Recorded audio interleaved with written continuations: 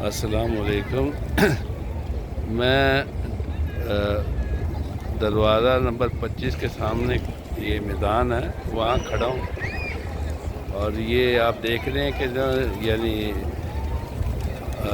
सैकड़ों की तादाद में कबूतर हैं। लोग इनको जो है ना दाना डाल रहे हैं। और रात को यहाँ जो है ना औरतें जो है ना यहाँ तरावियाँ पढ़ती हैं। तो ये देख रहे हैं कि आज मौसम भी अच्छा है, ज़्यादा गर्मी नहीं है, धूप निकली हुई है। तो